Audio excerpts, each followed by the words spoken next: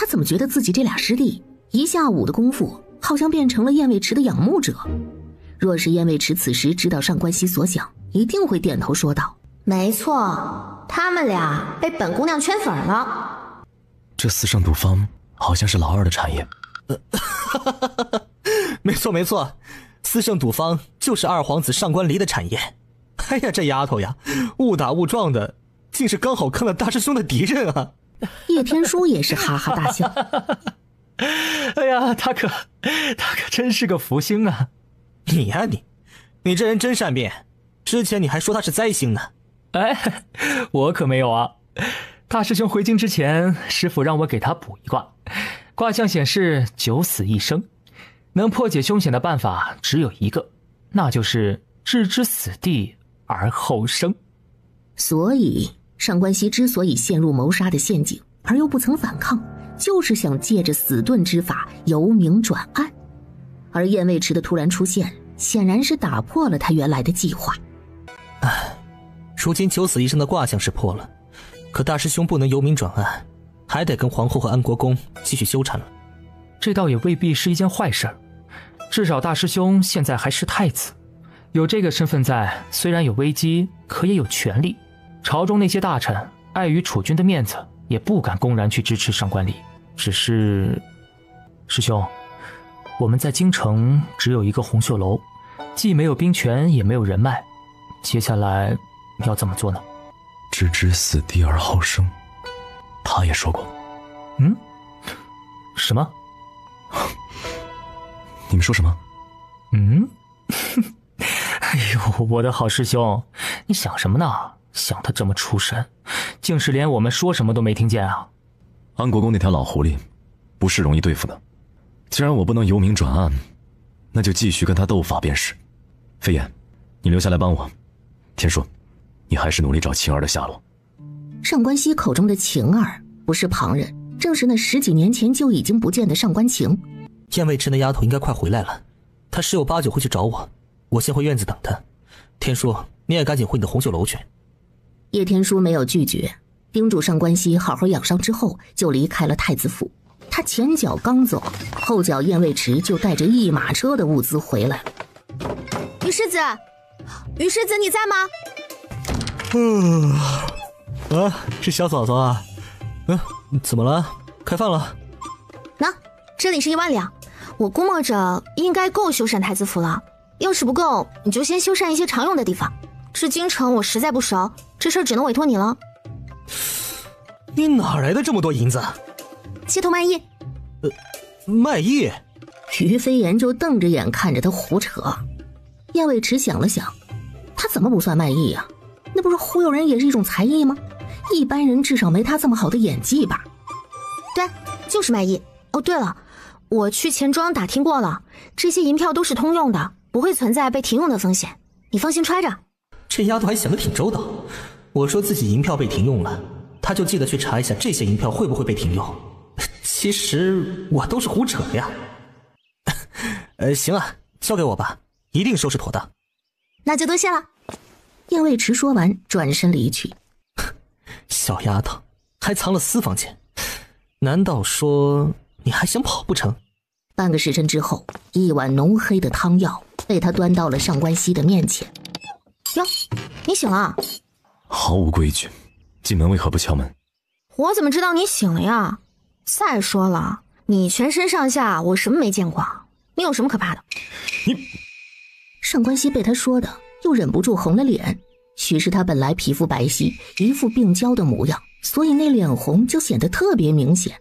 长得真好看，这要是放在我那个世界，那不得是9亿少女的梦想啊！看什么看？上官熙不喜欢燕卫池那种就色眯眯的目光。到时辰了，喝药。上官熙厌恶的别开脸，他不要喝。然而燕卫池摊开手心示意他看。上官熙看到燕卫池那柔弱无骨的小手里躺着几颗白白胖胖的莲子糖。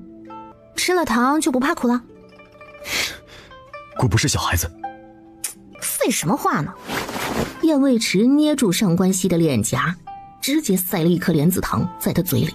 不是，好歹他也是一国太子啊，在边城那是三军主帅，何尝有人敢如此放肆？快喝，趁热喝，喝完再给你吃糖。上官熙眉头紧锁，明明应该生气，可是口中这种软软甜甜的感觉，让他不自觉地想到昨晚看到的画面，那个燕未迟一丝不挂的画面，那个莹润丰满、可爱诱人的画面。吓得上官熙赶紧端起药碗一饮而尽，他需要喝点药冷静冷静。喝得这么痛快，原来你喜欢吃糖啊，早说呀，改天再给你买点。说到这儿，燕未迟把怀中一整包莲子糖拿出来，那这些都给你，不过一会儿就要吃饭了，你可不能贪嘴哦。燕未迟拿着空药碗欢快地离去，一直到燕未迟离开房间，紧绷的上官熙才彻底松了口气。他低头看向自己被支棱起来的长裤，忍不住懊恼地捏了捏眉心。哎呦，他这是怎么了？过去20几年从未这般失态过。哎呀，要了命了！上官熙催动了一下体内真气，总算是将那不该抬头的地方压了下去。师父教我千秋雪来压制寒骨之毒，我却用来压制内心妄念。若是让师父知道了，非要打折我的腿不可。燕未迟是跑了一天，那四圣赌方的人是跑了一整夜。废，都是废！人呢？人在哪里？殿下息怒，殿下息怒啊！手下人还在街上打探呢。不过那人实在狡猾，竟然知道男扮女装逃走，他最后的踪迹就留在当铺了。一群蠢货，找不到踪迹，你还不能去查他当了什么东西吗？知道当了什么东西，不就能顺藤摸瓜了吗？这还要我来教你？是，还是二殿下英明睿智，奴才这就派人追查。滚！紧接着四皇子上官爵背着手咯咯笑着走进来。哟，让我瞧瞧，是谁惹二哥发这么大火气？这天都黑了，你怎么来了？怎么，二哥不欢迎我？我可是来给你送好东西的。而后将一个小小的白瓷瓶放在桌上。少卖关子，什么东西？喏，此物名唤醉生梦死。又是一些助兴的东西。我说你一天天的，能不能不要总是在女人裙子底下转？哎，你别着急训我嘛，你听我说完呀。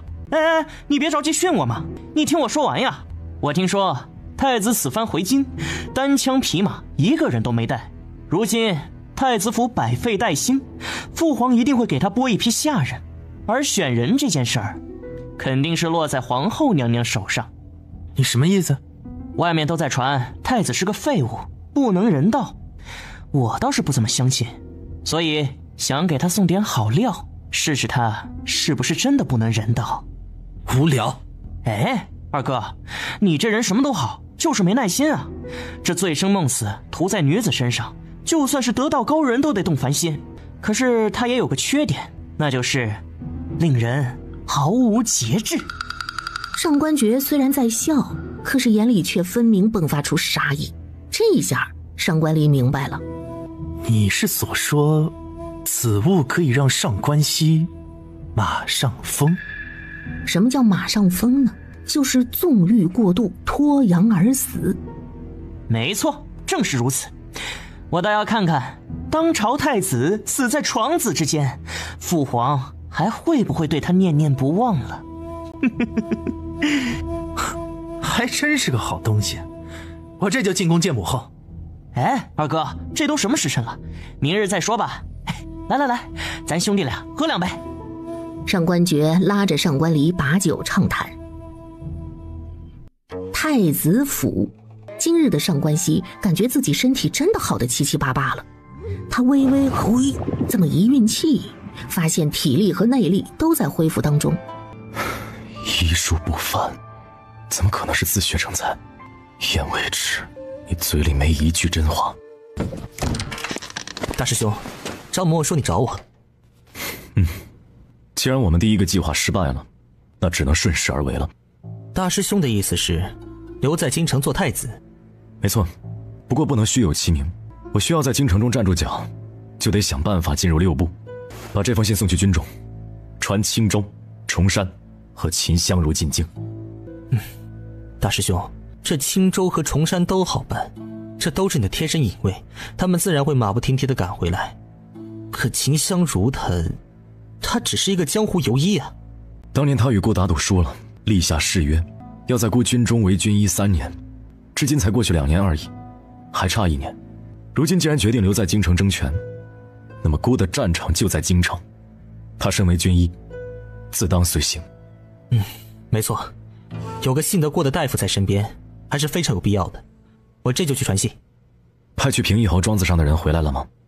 还没有，那庄子距离不近呢。上官熙点点头，忽然张嬷嬷从门口走了进来。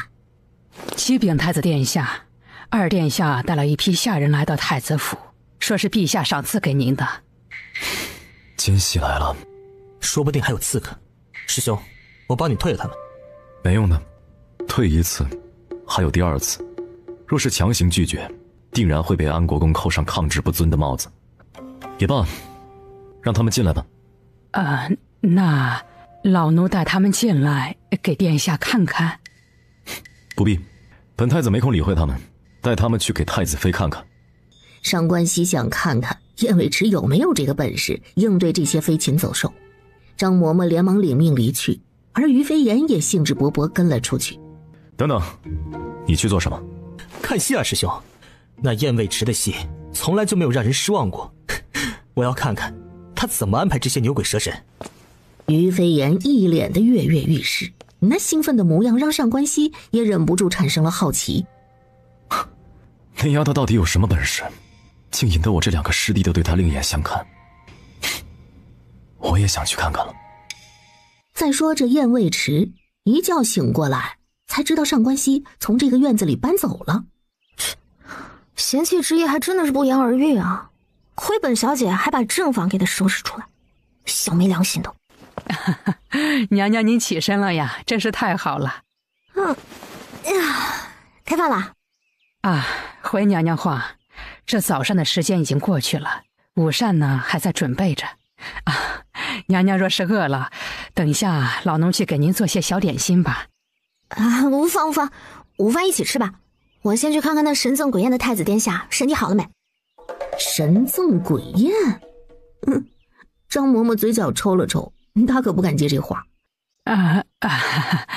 娘娘放心，太子殿下正在书房跟世子爷叙话呢，他吩咐老奴来找娘娘，去看看宫里赏赐的下人。宫里赏赐的？没错，是二殿下亲自送来的，好多人呢。现在还在外院等着呢。为什么要我去看？我对这些事一窍不通啊。您是太子妃呢，是太子府的当家主母呀。行吧，那就去看看吧。燕未迟来到外院时，并没有看到任何人。燕未迟疑惑地看向张嬷嬷。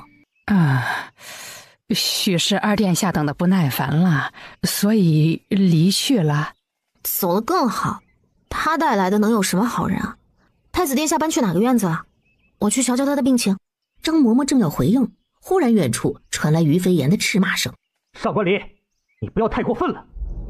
哼，过分？本王来看看自己的好大哥，哪里过分了？上官离话音刚落，一脚就踹翻了书房里的圈椅。于飞檐愤怒的想阻拦，却被上官熙拉住了手臂。师兄，你……可是上官熙却只是对他摇了摇头。真没想到，如此破败的太子府，竟然还有这么一间规整的书房。看来我勤勉好学的好皇兄，真是走到哪儿都笔耕不辍啊！来人呐，给我砸！住手！众人循声望去，就见那燕未迟怒气冲冲走了进来。这丫头原来长成这个模样，那日从牢里出来，蓬头垢面，也看不出个容貌。如今洗干净了，倒是真的有些倾城之姿。都说那燕青书是京城第一美人，我看这燕未迟倒也不差，难怪上官熙对她另眼相看了。我当是谁呢？原来是威风八面的太子妃啊！我当是谁呢？原来是狗仗人势的二殿下呀！放肆！你说什么？放肆？再放肆还能有你放肆吗？这里是太子府，你进门不给皇兄皇嫂请安便罢了，竟然还敢随意打杂。上官离，你是从小到大没吃过亏吗？上官离，你是从小到大没吃过亏吗？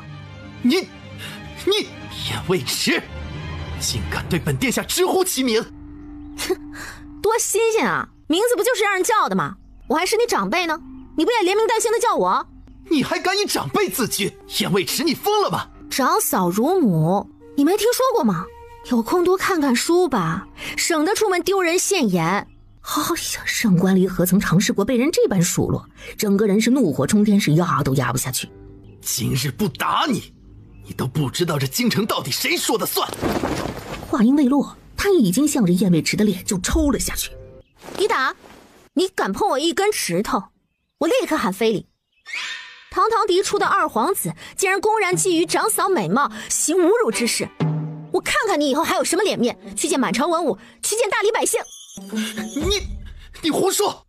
是啊，我是胡说，可三人长虎众口铄金，你猜猜，众人是愿意听你的真话，还是愿意听我口中香艳无比的绯闻啊？呐，对呗，这还用问吗？自古以来，这种花边新闻那是最受欢迎的。燕未迟，你可真是不知羞耻！你可知这番话传出去，你自己也名声扫地。勾引小叔，你就不怕进猪笼？笑话，名声在外，有好有坏。以前是以前，现在是变态。我燕未迟连死都不怕，还怕什么名声扫地？一句话说的于飞檐险些笑出声来。说我勾引小叔，你也不撒泡尿照照自己？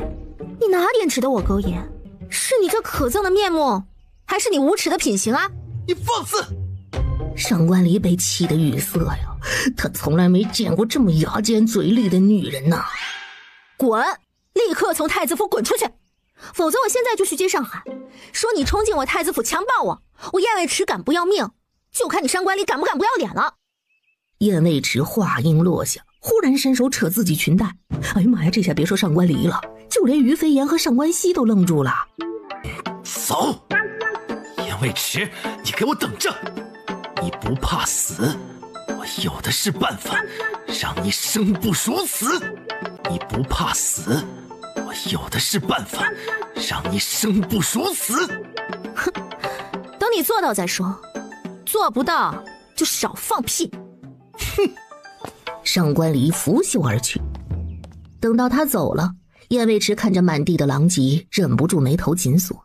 你们两个大男人为什么不反抗啊？于飞檐尴尬地咧开嘴，露出一个比哭还难看的笑。上官熙，你不是很厉害吗？你对我不是挺凶的吗？为什么别人都骑到你脸上欺负你了，连个屁都不放啊？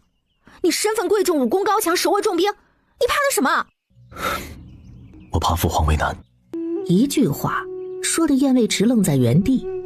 哼，从小到大，以上官离为首的那些皇子都没少欺负师兄，可他们从来不会受到责罚，尤其是上官离，他有皇后和安国公给他撑腰，就算师兄去找陛下说理，陛下也只能安抚劝慰，根本做不到公道二字。飞檐，住口！上官熙阻拦于飞檐继续说下去，但是燕未迟明白了，这康武帝自己都被大臣压制着，他又如何能给上官熙一个公道呢？我燕未迟这辈子什么都吃得下，就是不吃亏；我什么都受得了，就是不受气。话音落下，燕未迟便向着门外走。哎，小嫂嫂，你要干嘛去啊？你可别真去大街上坏自己的名声啊！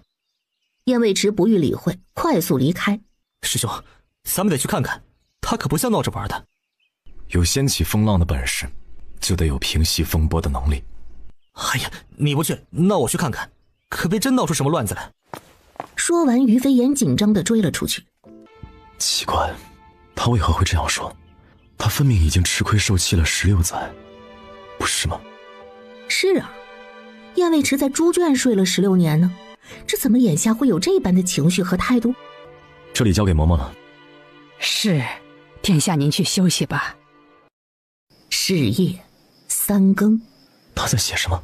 索性燕卫迟写了片刻，伸着懒腰离开了。他拿起换洗的衣服，转身去了耳房，看样子打算沐浴睡觉了。上官熙来到桌前，拿起燕卫迟写画画的纸。别人生气我不气，气出病来无人替。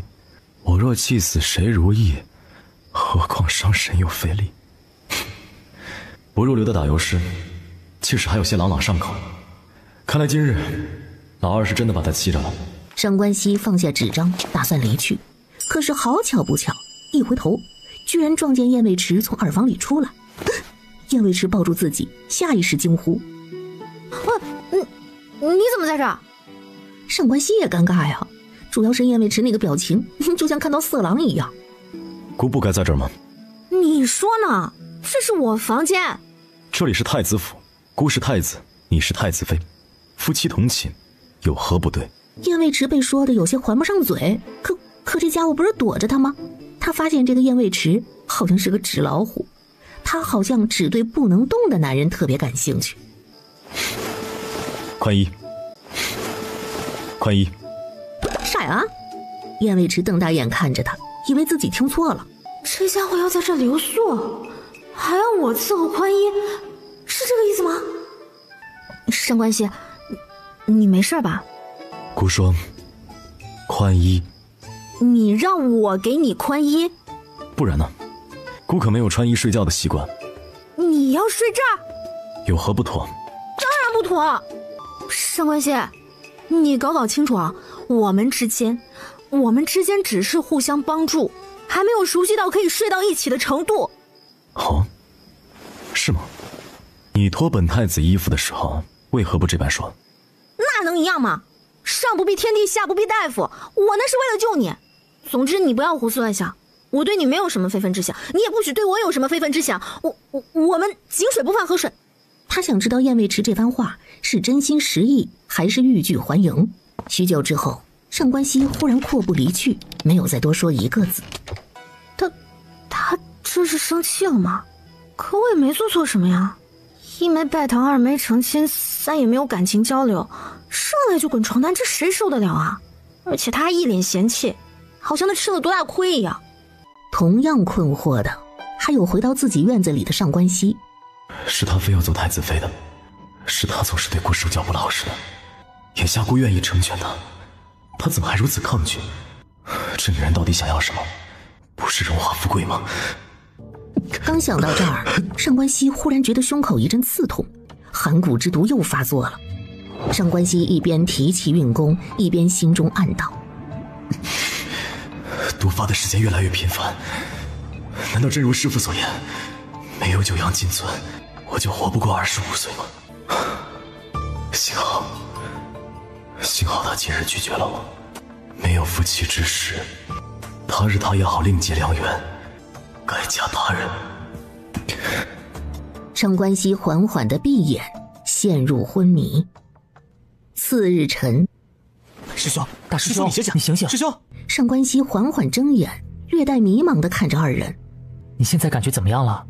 你的脸色很难看。师父曾言，千秋雪内功可以压制寒骨之毒，可不能频繁使用，否则真气耗尽，武功尽失，成为一个废人的。没错，寒骨之毒一直被压制在体内，靠的都是师兄深厚的内功。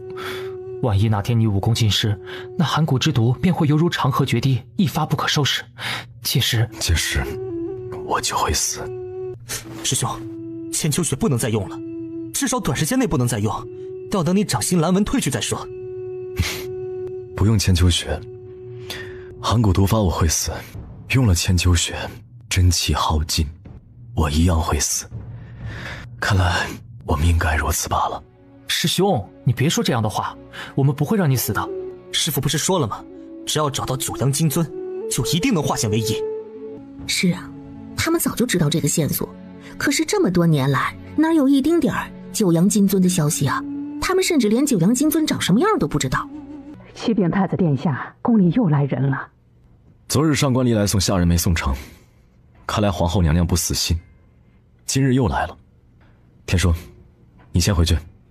飞燕，你随我去看看吧。上官熙来到前院时，正好听到乔公公在念叨名单。1等丫鬟4人，2等丫鬟16人，3等丫鬟若干，1等侍卫8人，2等侍卫12人，务愿长工若干。多谢父皇，皇后娘娘赏赐。老奴参见太子殿下。太子殿下，皇后娘娘说了，这些丫头啊，您先用着，要是不喜欢，来日再帮您挑新的。让我看看有多少丫头啊？你们来的正好，我这太子府要修缮，正缺人手呢。你们呢，都听张管家指挥，拔草修园，扛砖砌瓦，把这些粗活都干了。工期嘛，10日好了，事情做好了，到时候本太子妃有赏。啊！一众下人面面相觑，都觉得自己好像听错了。那些长工也就罢了，1等丫鬟和侍卫怎么能做粗活呢？奴婢舒克，参见太子妃娘娘。你有话要说？是，回娘娘话，奴婢姐妹4人是皇后娘娘亲自选拔出来，在内院侍奉太子殿下的，实在不会做什么粗活。不会就学啊，你也不是一出生就会说话的吧？现在不是也叭叭叭说的挺利索的吗？舒克眉头紧锁，面露不悦。太子妃娘娘这是何意？我们是皇后选出来侍奉太子殿下的，太子妃将我们赶去干粗活，是不给皇后娘娘面子吗？听你这话头，你们都是皇后的人了？那是自然。进了我太子府，那就是我太子府的人。觉得自己是皇后的人，那你就滚回后宫去。你们也是，太子府不养闲人，更不养心有二主之人。要么乖乖听话，咱们大家的日子都好过。谁敢跟我耍心机动心思，我有的是手段，让你们有苦难言。太子妃，你未免太善妒了吧？太子身边岂能只有你一人伺候？然而燕卫迟没说话，却忽然抬起了手，毫不犹豫给他个劈脸呼。我不仅善妒，我还擅长打人，打腻歪了，我还擅长杀人，杀够了，我还擅长让人生不如死。你大可以继续挑衅我的底线，看看我能不能让你后悔莫及。奴婢可是皇后娘娘的人，你这般欺辱奴婢，就不怕皇后娘娘责罚吗？放心，在皇后娘娘弄死我之前，我一定先弄死你。张管家，今日就让他去刷茅房，把里面的污秽之物都掏干净了，将茅房重新建造。明天这个时辰我要去看，但凡有一点破旧脏污，就让他给我舔干净。我不去！不去可以啊，立刻从太子府滚出去，永远不得再进我太子府的大门。你们也是，不服从命令就立刻滚蛋。有了燕卫迟的下马威，大家显然老实多了，都乖乖地跟着张管家去协助工匠们修缮太子府。真不错啊，多了这么多人手，太子府很快就会焕然一新了，还省了不少工钱。真不错啊，多了这么多人手，太子府很快就会焕然一新了，还省了不少工钱。小嫂嫂，你也过于乐观了。这100号人，得有9成都是皇后和安国公的人，剩下1成也是各宫的眼线。以后这太子府只怕不会太平了。不让他们进门，还不是一样不太平？放在眼皮子底下，至少还能知道何处不太平。于飞言微微一怔，觉得这话也有道理啊。虽然能走动了，可脸色为何还是这般差？好，回去休息吧，不然还不等皇后使劲儿，你自己就先撑不住了。话音一落，就阔步向外走。哎，小嫂嫂，你要去哪儿？随便逛逛，不必等我吃饭。接下来的几日，那太子府可热闹了，整个府里头热火朝天的翻新呐。上官熙呢，则是一直在养伤恢复元气，而燕卫迟则依旧是早出晚归，每天净买些奇奇怪怪的东西回来。春雷阵阵，这是变天了呀！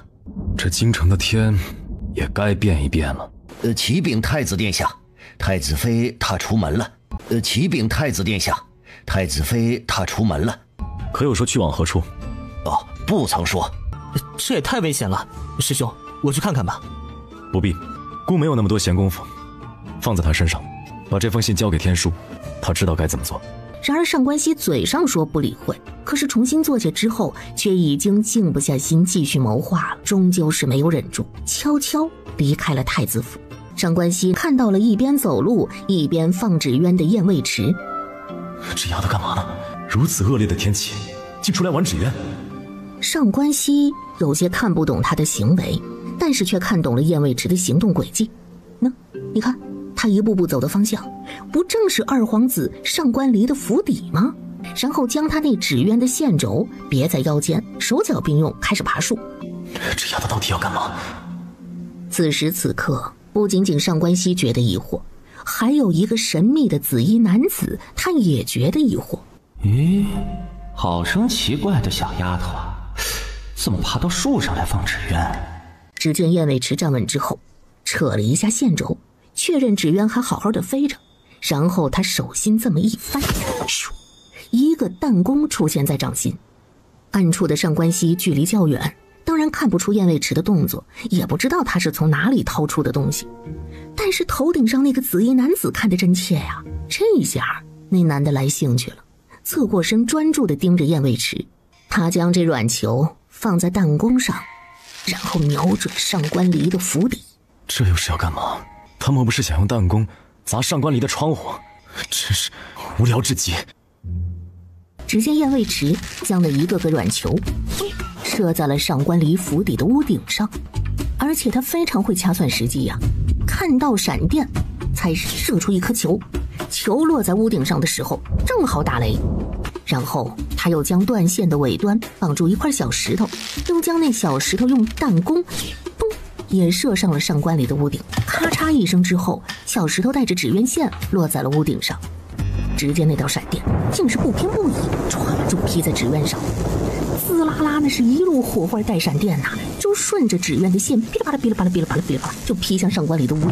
哭嚓一声巨响，哦呦，那整个屋轰的一下燃起熊熊烈火，场面壮观啊，不是骇人呐！天哪，快来人呐！房子被雷劈了！来人呐，来人呐！着火了，着火了！快去通知殿下，快救火呀！二皇子的府邸瞬间乱成一锅粥了。成了，天降正义，这样上官熙就不怕老皇帝为难了吧？原来他大费周章，还是要为国出这口恶气。原来他这几日的忙碌，都是在设计引雷劈上官离的屋顶。原来他竟是如此将姑的话放在心里。哼，好厉害的丫头，桐油消食银线，竟是会如此巧妙的纵火方式。哼，小爷我倒要看看你是何许人也。太子府，燕卫迟走到太子府的门口，空中落下大雨点。下得太迟了，那场火少说也得烧掉他一整个偏院吧。哼，上官离砸他一个书房，他就烧上官离一个院子，礼尚往来吗？一推门，就见上官熙坐在书桌前。太子殿下，去哪儿了？我出去散步啊。去哪儿了？我出去散步啊。电闪雷鸣，狂风骤雨，你出去散步？是啊，这不散步到一半发现下雨了，我就回来了嘛。上官熙一步一步靠近燕卫迟，燕卫迟居然有些心虚，一步向后退。殿下，你想说什么就说，别靠这么近。上官熙本来还想逼他说两句实话，可是当他垂眸看到燕卫迟双手上那些细碎的划痕时，竟是有些说不出口了。这些伤痕都是爬树造成的吗？燕卫迟，姑送你离开可好？啊？离开？为什么？你我并无夫妻之事，只是情势所迫，姑可以送你去任何你想去的地方。姑的身边不需要女人。我这是被他讨厌了。好啊，那既然太子殿下放我自由，那我可就不客气了。明天天亮我就走，不用你送。现在太子殿下请回吧。现在收拾，即刻离境。话音落下，上官熙直接阔步而去。难道是因为我挡了他的美事，没有让那4个女婢对他近身伺候？走就走，谁稀罕？燕卫迟转身要去拿衣服，可是一回头，嗨，你好呀，小姑娘。呀，这人什么时候进来的？燕卫迟刚要惊呼，那人啪隔空一点，竟是直接点了他的穴道。皇后送来的人当中，原来有这么厉害的，是我低估了敌人的能力。嘿嘿嘿，用银线引雷，用硝石打火，用桐油助燃。小姑娘，你好厉害呀！可你知不知道，刚刚那场火把哥哥我的衣裳都给烧了。他是上官离的人。我看你那个小郎君也不怎么喜欢你们，不如你跟我走，以身相许，算是你赔了我这件衣裳。紫衣男子话音落下，将燕卫迟扛在肩上，夺门而出，飞身而去。再说上官熙这边，他吩咐完备车之后，就回到书房写信。燕卫迟自以为手段高明，却不知是漏洞百出。上官离若是有心查，他岂能跑得掉啊？一个谋害皇子的罪名扣下来，上官熙这个太子未必能护得住他呀。再去一趟红袖楼，让天师派人将此信送去枫林关，给吴天成。我要送燕卫迟去枫林关。啊？为什么呀？不好了，不好了！太子殿下，太子妃不见了！上官熙和于飞檐急忙来到若出院。他就这么跑出去了？这么大的风雨，为什么呀？师兄，你跟他吵架了？上官熙没有回答，而是在房间里转了一圈，随后看向敞开的窗户和窗台下的水脚印。他不是跑出去的，他是被人掳走了。什么？掳走了？老奴一直在前院备车，确实没看到太子妃出门。刚刚打算过来请人，就发现人已经不见了。备车又是为什么啊？上官熙已经没有心情解释了。难道是上官离身边的高手？可是此刻二皇子府刚刚才燃起大火，他们应该自顾不暇才对，没道理这么快就查到燕卫迟身上。那会是谁？皇后？安国公？是他爹燕寒山？还是他嫡母名扬郡主？他当即也不多想，直接冲进茫茫大雨中。哎，师兄，你等等我，你的伤还没好利索，不能淋雨啊！次日清晨，某山洞。你抓我做什么？小姑娘，你好健忘啊！哥哥我的衣裳被你烧毁了呀！我就是一件衣服嘛，我赔给你便是，你放我离开。哟，说得轻巧，这可不是普通的衣服，这是我娘亲手给我缝的，意义重大，这可不是银子能解决的。那你说怎么办？简单，以身相许啊！神经病啊！你那个小郎君分明不喜欢你，姑娘又何必痴心错付呢？倒不如与哥哥我双宿双栖，做一对神仙眷侣，岂不美哉？上官熙喜不喜欢我才不在乎呢。我们在一起又不是因为互相喜欢，只是当时互相需要罢了。一想到这儿，燕卫迟就没来由的生气。好歹我也是上官熙的救命恩人吧，这家伙竟然对我用完就丢，眼下身体康复了，竟然这么急着赶我走，狗都比他有良心。紫衣男子勾唇一笑，饶有兴致地打量着他。看什么看？别以为我是好欺负的。燕卫迟下意识攥住自己的手环，里面还有他用来防身的毒药。既然你不愿嫁给我，那我们做个交易如何？交易？什么交易？你告诉我，你手上那个奇形怪状的镯子是从何而来，然后我就告诉你我叫什么名字。神经，谁稀罕你叫我什么名字？这话就不对了啊！你若知道了我的名字，那我们就是朋友了。既然是朋友，我自然不会伤害你，兴许还会帮助你呢。就是一个普通的镯子，我娘留给我的，不值钱。切，普通的镯子？那你告诉我，什么普通的镯子能从小戴到大，竟是还没有勒断你的手腕啊？燕卫迟微微一愣，你说这镯子他从小戴到大，可似乎一直保持着一个合适的尺寸，这就很怪异了。镯子也会长大吗？燕卫迟急忙低头看手镯，他试图将手镯拿下来，却发现无论如何都取不下来。哎呀，别费劲了，要是能拿下来，我昨晚上就拿下来了。合着这家伙还想窃取我财物，这到底是个什么人啊？哥哥我可没有窃取财物的习惯啊，我只喜欢偷香窃玉。一句话说的燕卫迟有些发愣。看你傻乎乎的，估摸着你也是真的不知道此为何物了。哼，也罢，不为难你了。你要送我回去？在下花鱼，姑娘有礼了。我叫燕卫迟，这是哪儿？我要回去了。周围都是树林，根本就分不清方向。花鱼正要回答，忽然耳朵一动，听到了异响。中了穿心透骨钉，你还能跑这么远，果然是条汉子。什么小孩的破玩具，也想伤小爷，做你的春秋大梦？哦，是吗？没有伤到你。既然没有伤到你，你又如何会被我们追上呢？当初你逃出北印皇陵的时候，轻功可比眼下好多了。北印皇陵，这家伙是个盗墓贼，还去偷皇陵。哎，不对啊，等等，北印国，那眼前这些人都是北印人了？是渗透到离国的奸细吗？完蛋了，完蛋了，我不会被灭口吧？小爷我不就是顺手拿了个陪葬品吗？大不了我还给你喽。那，你们放他走，然后我就带你们去拿东西，如何呀？是你蠢，还是你觉得我们蠢？东西交出来，他可以走，你也可以有个全尸。若是不交出来，你们就做一对亡命鸳鸯吧。啊，关我什么事啊？我也是被他抓来的呀。在人家小姑娘面前打打杀杀的，真是粗鲁，太不体面了。花鱼从怀中扯出一条淡紫色的帕子，不由分说地系在了燕卫迟的脸上。小时候玩过捉迷藏吗？站在原地数到100，然后来抓我。你赢了，我就送你回家；你输了，你就跟我浪迹天涯。若是摘下帕子，也算你输。花鱼话音落下，也不等燕卫迟回应，接下来就是一阵血雨腥风的厮杀。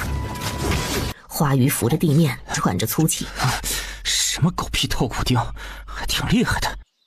他抬头看了看僵在原地数数的燕卫迟，勾唇一笑。蠢丫头，不许拿剑蒙面巾，继续朝前走，100个数之后再取下，你就能看到官道了。立刻走！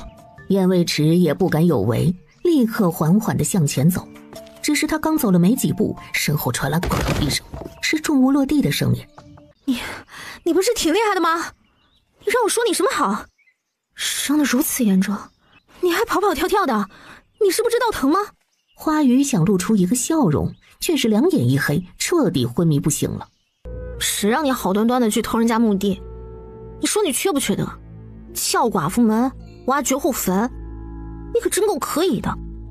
他手心一翻，从手镯里拿出磁铁，又拿起银针，准备给花鱼取钉子。算你小子运气好，姑奶奶我前几天到处买硝石，没想到却买到了一块磁石。若是没有这个磁石啊，你得遭更大的罪。燕卫迟话音刚落，便已在花鱼胸膛上扎满了银针，确认封住他的穴道不会流血不止之后，他才拿磁石小心翼翼地把他伤口里的透骨钉给他吸出来。就在燕卫迟忙着救人的时候，上官熙带着于飞檐和叶天书正忙着找他。哎，好像有血迹。上官熙心中一紧，他屏气凝息，小心地沿着拖拽痕迹向着不远处走去。可是当他绕过巨石后面的时候，只见一个容貌不俗的男子赤裸着上半身，虚弱无力地靠在石头上，而燕卫迟则覆盖在他身上，正面相拥。燕卫迟，燕卫迟！吓了燕卫迟一跳，他急忙转头看向来人。吓死我了，原来是你们啊！亏我还担心了他一整夜，原来他竟然另有相好，与人私奔，居然还在光天化日之下行苟且之事。上官熙只觉得一阵脑充血，瞬间眼前的景物变得天旋地转。大师兄！燕卫迟愣在原地，这怎么回事啊？这边这个还没好呢，那边又晕一个。哎妈呀，合着这古代美男主打一个病态美呗。燕卫迟，你到底在干什么？这很难理解吗？哼，燕卫迟双手拿着绷带，手上还有血渍，他当然是在给花鱼绑绷带啊。哎呀，大师兄肯定是误会了。误会了？误会什么了？你还愣着做什么？还不过来看看大师兄的情况？哎呦，燕卫迟无奈的撇撇嘴，就没见过求人看病还这么凶神恶煞的。他走到上官熙身边，给他诊脉。他发热了，明明吃药已经好了，怎么还反复发热啊？那还不是因为你大半夜的跑出去，害得我们师兄弟3人找了你整整1夜。我跟天叔也就算了，大师兄本就旧伤未愈，昨晚还淋了1夜的雨，你说不怪你怪谁？燕卫迟微微一怔，有些诧异地看向上官熙。他要是没有记错的话，昨儿个上官熙赶他走来着，既然让他走，又为什么要找他呀？还冒雨找。哎呀，好了好了，别吵了，我们先回去再说。于飞檐将上官熙背在身上，随后就要离去。哎，等等，他怎么办？这都什么时候了，你还关心你的野男人？你这话说的未免太难听了。首先他不是我男人，其次他也不是野人，最后我跟你们太子殿下有名无实，昨晚还是他赶我走的。就算我此时此刻跟旁人私奔，那也是拜他所赐啊。赶你走？我们遇到了北印的杀手，他是为了保护我才受伤如此严重，于情于理我都不能丢下他。你们要么带上他，要么自己走吧。你说什么？北印杀手？真的假的？他都快死了，你说真的假的？天叔，带上他一起回去，此人身份不明，十分可疑。哎呀，他那么人高马大的，人家哪里背得动吗？那你背，师兄。叶天书翻了个白眼，无奈地向花雨走过去。太子府，上官熙再一次醒过来的时候，已经是次日一早了。上官熙垂眸看去，就见燕卫迟坐在床榻边，趴在他手边睡着了。所以这丫头是诊脉诊到一半睡着了。你既心系他人，又何必在顾面前屡现阴气？太子妃之位对你来说就那么重要吗？可你是否知道，太子妃后面站着的不是一世荣华，而是万丈深渊。上官熙无奈地抽回自己的手，这个微小的动作惊动了沉睡的燕卫迟。太子殿下，你可算醒了，我看看你还发热吗？放肆！你昨晚昏迷不醒，我给你泡了热水澡，换了干净的衣服，你不想我放肆？你高热不退，我用烈酒给你搓五心，伺候了你一整夜，你不想我放肆？哦，眼下人醒了，有力气了，又想我放肆了？这女人怎么会如此没规矩，竟然敢给姑洗澡？你……行行行，我知道了，我毫无规矩，不成体统，行为放荡，你不用几次三番的重复。可若是没有我这个让你讨厌的人在伺候你，你早就不知道死几次了。与你何干？你既然离去，就不该再回来。本太子的死活，与你毫无关系。哎呦，燕卫迟定定地看着他，那脸上愠怒的表情，让上官熙忍不住去想，自己的话是不是有点重了？这可是你说的，那我可走了。上官熙别开脸，不理。我真的走了，这次走了我就再也不回来了。上官熙依旧不理，只是藏在袖子里的左手下意识攥成拳。好，到此。燕卫迟将手上的帕子往地上一扔，昂首阔步向着门外走去。我没有能力在京城保护他，我连自己能不能活过25岁都不知道。既然他另有良缘，我当然应该放他走。我们之间本来就是一场荒唐的意外。咣当一声，门被关上，仿佛也关上了上官熙的心。他叹了口气，垂眸看到地上的帕子，那是燕卫迟刚刚丢下的。他莫名觉得燕卫迟丢下的好像不仅仅是帕子，还有他就跟那帕子一样的可怜。上官熙走下床榻，来到帕子前，他缓缓弯腰，伸手将帕子捡起来。只是还不等他站直身子，就看到燕卫迟似笑非笑地看着他。你怎么回来了？因为我看到某些人一见到我就两眼放光，根本不想我走啊。你胡说。哟，太子殿下对号入座了呀，我可没说是你啊。燕卫迟笑眯眯地看着上官熙，笑得上官熙有些羞恼。哎，好了好了，别闹了，你根本就不想我走。你若是真想赶我走，那你前天夜里怎么又会找我一整夜？都说好看的女人口是心非，我看俊俏的太子也不遑多让，全身上下嘴最硬。你说什么？我知道太子殿下在担心什么，给你诊过几次脉了，早就发现你体内寒毒深入脏腑，所以太子殿下是担心倘若你死了，我会无人庇护，对不对？他眉头紧锁，双唇紧抿，不肯说一个字，生怕泄露自己的情绪。我虽然对寒谷之毒并不了解，过去也从未接触过，可我相信万变不离其宗。这世界上呢，有男人就有女人，有好人就有坏人，有毒药就一定有解药。在找到解药之前呢，我是不会让你死的。上官熙看着他那个温柔又极具安抚力的眼神，居然想到了自己的先母，他的母亲也是这般温柔强大、美丽坚强。好。啊？什么？你很吵。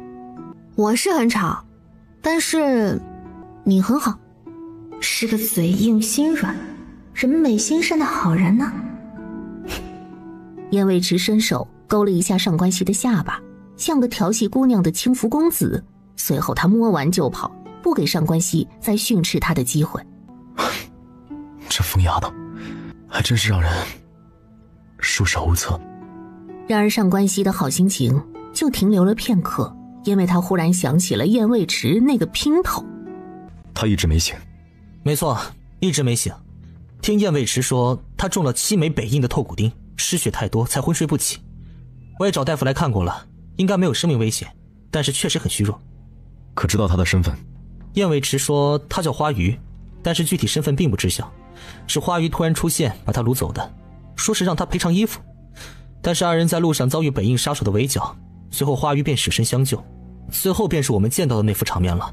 哦对了，师兄你昨天骑晕过去了，没看到后面。其实燕卫迟并非与他相拥，只是在帮他缠绕绷带。谁说本太子骑晕过去了？我有什么好生气的？于飞檐忍不住想笑，这语气分明就是很生气。他身上可有什么证明身份的东西？什么都没有，连个碎银子都没有，估摸着可能是打斗的过程中都掉了吧。你看他衣服完整，却身中7枚透骨钉，这说明他和尉迟在遭遇杀手之前就已经负伤严重了。可即便是如此，他仍旧没有丢下燕卫迟，也算以命相护。我猜他至少没有恶意，姑且以礼相待吧。好，我来安排。启禀太子殿下，京兆府来人了。启禀太子殿下，京兆府来人了。何人？所谓何事？回殿下的话，是京兆府的捕头江墨，他说是前来调查二皇子府上纵火案一事的。上官熙心中无奈地叹口气，把人请到正厅吧。上官熙在应付江墨的时候，燕卫迟刚刚沐浴更衣结束。哎，你听说了吗？前天二殿下府着火，不是天灾，是人祸啊！我今日出门买菜的时候，倒是听他们说起了。不过明明是雷劈上去的，这人如何能控制雷电啊？是雷劈的没错，可我听闻那场大火可不是雷劈的那么简单。二殿下府邸2/3的院子都化作焦土了，差一点就把正院给点燃了，倾盆大雨都浇不灭的火，你知道为什么吗？啊，快说快说，为什么呀？因为桐油浮于水面，把火带的到处都是，真是危险。嘀嘀咕咕说什么呢？别在这影响太子妃休息，扫完了赶紧出去。房间里的燕卫迟愣在原地，雷是他引的没有错，桐油也是他放的没有错，可是不至于这么大的火吧？啥玩意儿？2/3的府邸烧没啦？哎呦，太子妃娘娘，您没睡可真是太好了。府衙来人了，说是要请您过去问几句话。府衙？哦，娘娘放心，太子殿下也在前头呢，不会让您吃亏的。不过太子殿下叮嘱了，娘娘您说话一定要小心，概不承认。这家伙怎么又跑出去了？就闲不住吗？前厅，下官京兆府捕头江墨参见太子妃娘娘。燕卫迟微微点头，没有接话，而是快步走向上官熙。这是怎么回事？不方便穿衣服。他总得衣服得体才能离开房间吧？你不要乱动手臂。一旁的江墨看得有些迷糊，不是这太子不是统领3军的主帅吗？他怎么看着这好像有点惧内呀？不知太子妃可曾听闻前天傍晚二皇子府失火一事？听说了呀，被雷劈的吗？哎呀，这是得做了多少亏心事儿啊，让老天爷都看不下眼了。是这样的，起火的原因确实是因为雷电，可雷电之后便是倾盆大雨，照常来说是不会让火势蔓延的那么快的。经事后调查，是发现有人在二皇子府衙撒了助燃的桐油，才造成如此惨烈的场面。啊！天哪，真的呀？谁这么坏啊？快点抓住他呀！上官熙无奈的扶额，这燕卫池的反应也太夸张了吧？二皇子的意思是怀疑此事与太子妃有关。啊？我？正是。二皇子说前些日子与您产生一些矛盾，然后事发之前还有人曾看到您出现在二皇子府附近，所以就怀疑我。是的。江大人，您刚刚也说了，那助燃的可是桐油啊，桐油在咱们大黎国可是严禁私下买卖的，百姓私自囤积一升，那都是重罪。我哪来的本事买到桐油啊？再说了，有人说在街上看到我，那他亲眼看到我提着桐油了？就是，他说看见了就看见了，这人有相似，物有相同，说不定看错了呢。太子妃所言也有道理，那不知太子妃那日可否去过二殿下府邸附近？我去过。你去过？是啊，不行吗？大路朝天，各走一边，有谁规定我不能去那附近转转的？可当时天色已晚，风雨将至，你为何去那边？因为吵架。吵架？因为太子殿下跟我吵架，我一时生气就跑出去了。那我在气头上呢，也没有注意自己朝哪儿跑了，跑累了我就回来了呗。这丫头还在记我的仇呢，确有此事。江墨看向燕卫池，眼中流露出7分惊讶，3分赞许。你敢跟太子吵架呀？此处距离二殿下府邸确实很近，出门散心路过也属实正常。好了，下官已经了解情况，就不多叨扰了，下官告辞。送江捕头出去。江墨离开之后，手下的小五忍不住询问道：头儿，真的跟太子妃无关吗？前天那个火势有多大，你们见识到了。咱们府衙所有人，再加上水龙队和天降大雨，都无法将火势熄灭。你想想看，那得多少桐油啊！你想想看，那得多少桐油啊！哦，我知道了，太子妃一人是弄不到那么多桐油的。就算他能弄到，他也提不动；就算他能提动，他也没有办法不动声色的将所有桐油分别撒在每个院子里呀。二皇子府也是有侍卫的。咱们能想到，二殿下应该也能想到，可他还执意让我们来查，这是为何？唉，还能为何？还不是针对咱们太子殿下吗？走吧，神仙打架，咱们小鬼靠边吧。关于桐油的事儿，上官熙和于飞檐也很好奇。小嫂嫂，你是不是应该跟我们说点什么？说什么？你们不是都猜到了吗？猜到归猜到，你不说清楚，让师兄如何能护你周全？好，我说，是我做的，只是我也不知道事情会闹得这么大。死人了吗？据江墨所言，有人在救火过程中受伤，但是并未造成任何人死亡。那就好。你现在知道后怕了，你本事可真大，哪里弄的那么多桐油？太子殿下，我觉得上官离那个混球有问题。你说话就说话，别靠得这么近。我当日确实带了桐油，可我的桐油是我自己用桐树果来压榨的，因为实在太费劲了，所以我就弄了一点点，大概也就7、8个鸡蛋大小的容量。那些分量确实可以助燃，但是顶多烧他一间房，算是不错了，根本不可能烧2/3的府邸。你的意思是，他自己将火势蔓延开，贼喊捉贼？不是，他的意思是，二皇子府可能本就囤积了大量的桐油。聪明，不愧是我看上的男人。桐油乃是军中之物，上官离私藏桐油，不知意于何为，此事要暗中调查一二。没问题，我等下就去找天硕。小嫂嫂你可真不错呀，拔出萝卜带出泥，说不定这一次能把上官离扳倒呢。扳倒上官离还有些困难，不过可以趁机折他羽翼。折他羽翼是何意？你这人长个聪明相怎么这么笨呢？眼下的安国公跟上官离一党，那在京城是树大根深，无法撼动。可这世界上有句话叫做孤木难支，我们既然不能一下扳倒他，那就一点一点砍断他的枝丫，直到他们变得孤木难支。那这京城的权力就要重新洗牌了，不是吗？你到底是何人？这是不是表现得太聪明，惹人戒备了？一个从小不曾接受过教育的庶女，一个自幼与猪为伴的孤女，你是如何习得一身本事，又懂得诸多道理的？燕未迟，你可否愿意与本太子说一句实话？我没说谎话呀，我真的是自学成才。至于道理，外面说书的不都是这么讲的吗？我说错了？等你想好了，再来找顾回答吧。这上官熙不想听他撒谎，他阔步离去，显然有些不高兴。哎，这家伙怎么这么多疑啊？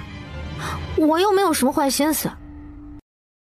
燕未迟来到客房，哎，别乱动，好不容易伤口愈合了，再弄裂开。你关心我呀？别胡说八道了，你现在是阶下囚，你知道吗？太子府的阶下囚？是啊。唉，太子自己都自顾不暇，还有功夫管我一个江湖浪客？自顾不暇？是啊，这四国双城何人不知，上官熙的太子就是个名头而已。要不是老皇帝死命护着他，要不是他血脉特殊，他早就不知道死过多少回了。眼下回到京城，不也是战战兢兢，如履薄冰吗？你倒是颇为了解，你到底是什么人？哼，有些事稍作打听便知道了，也不是什么秘密。那个上官熙的生母是圣衣族人，而且是当时圣衣族的圣女。在四国双城之中，一直有个传言，那就是得圣女者可得天下。所以康武帝才娶了上官熙的母亲？多半是如此吧，不然皇子结亲自然要选能给自己助力的，至少也得是门当户对的，岂会选一个全族覆灭的孤女？原来圣衣族已经覆灭，而现如今圣衣族只剩下上官熙一个人了。哦，难怪上官熙已经被判了死刑，陛下还要送一个女人进去给他留下血脉，原来是希望将圣衣族的血脉传承下去。没错，时至今日，四国双城还都做着得圣女者可得天下的美梦呢。美梦？你倒是不认同这个说法？自然不认同。你想想，如果此话当真，那你们离国的康武帝不早就应该一统天下了？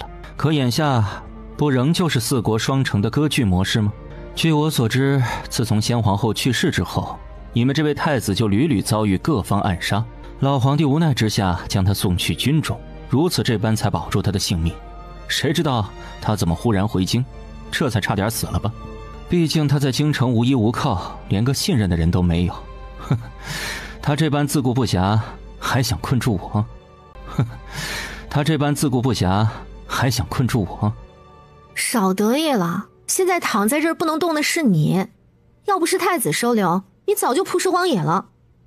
哟，你还为他鸣不平了？你跟我说这些到底要干嘛？你还没告诉我你究竟是何人。我跟你说这些是希望你能留在太子身边。啊？你认得那个镯子吗？你是因为这个镯子才路接我的？不然呢？真为了一件衣服啊？你认得这个镯子？那是岳家的传家之宝。燕未迟的生母名唤岳从容，这个东西正是岳从容留给燕未迟的，所以花于这番话，燕未迟并不怀疑。你难道也是岳家人？别胡思乱想了，岳家当年并无幸存者，所有人都被斩杀殆尽，我不是岳家人。那你是何人？又为何来找我？这是花岳两家的定亲信物，名唤天赐良缘郎才女貌，举案齐眉，白头偕老，比翼双飞的比翼镯。真能胡扯，哪有这么长的名字啊？不重要，重要的是你是我的未婚妻。重要的是你是我的未婚妻。啥呀？叶未迟吓了一个激灵。你胡说八道呢？我可没胡说八道啊！我尚未出生的时候，花月两家就定下姻亲，这比翼镯是你舅舅亲手送给我娘亲的，敲定了两家姻缘。只可惜你舅舅膝下无女，只有3个儿子，那这亲事自然就落在你头上了呀。我可是不辞辛劳，千里迢迢奔赴你而来啊！虽然这个花语摆出一副十分情真意切的模样，但是叶未迟就是不相信他那个鬼话。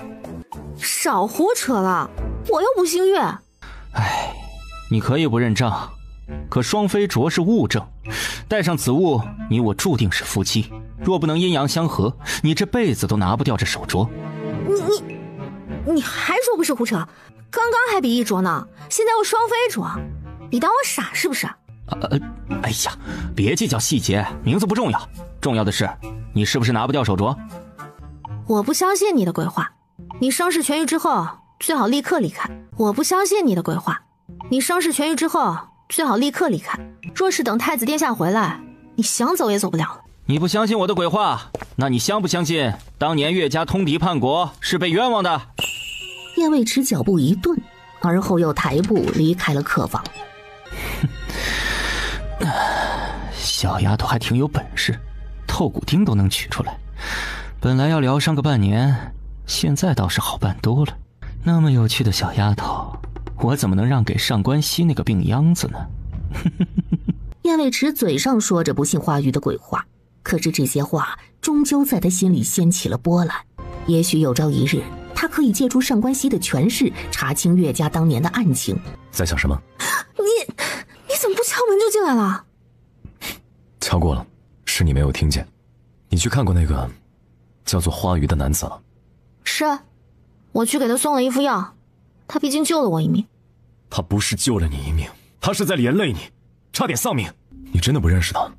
初次相见真不认识，不过听他和那些北印人的谈话，他似乎是个土夫子，去北印挖了人家的祖坟，偷了什么东西。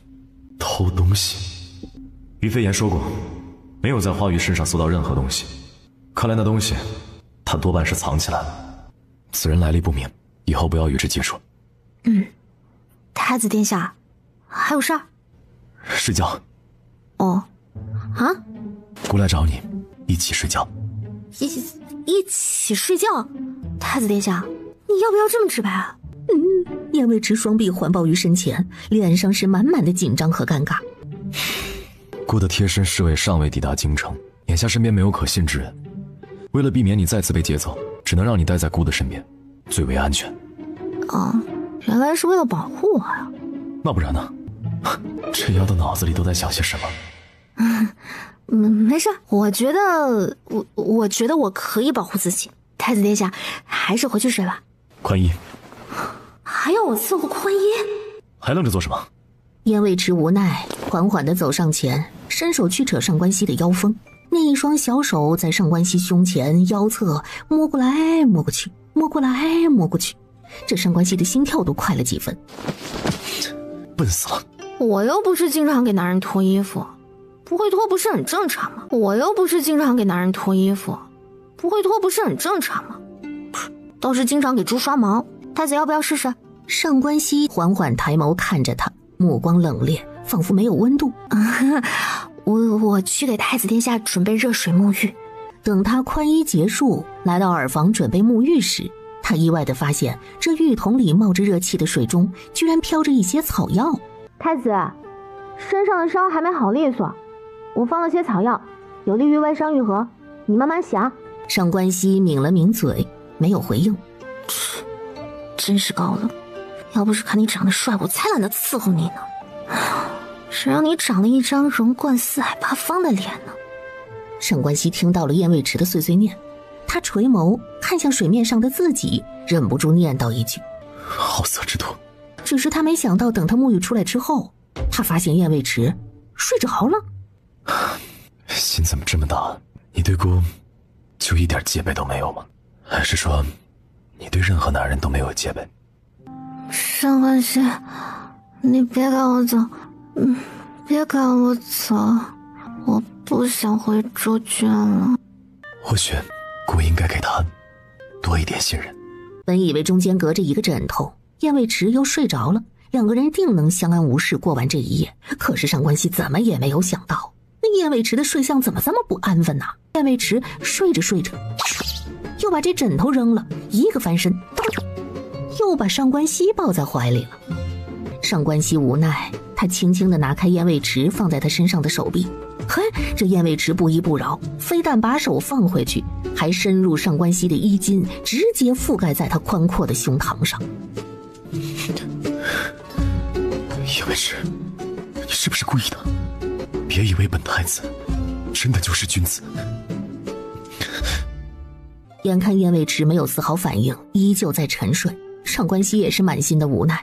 轻轻推开，他势必还要缠上了；用力推开，又会把他吵醒。也罢，明日还是不要一起睡了。上官熙无奈地叹了口气，缓缓地闭眼。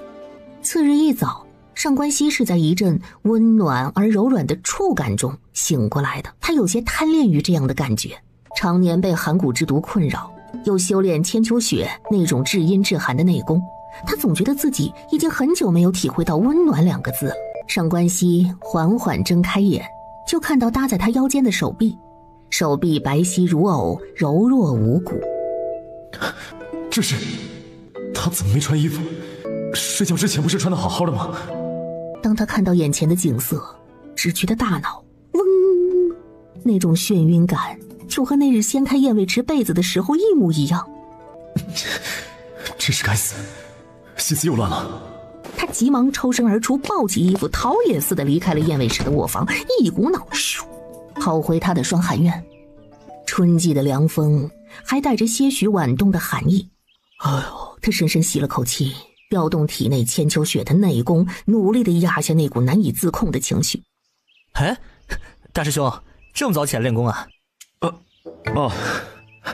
是啊，你也这么早？你怎么不穿好再出来？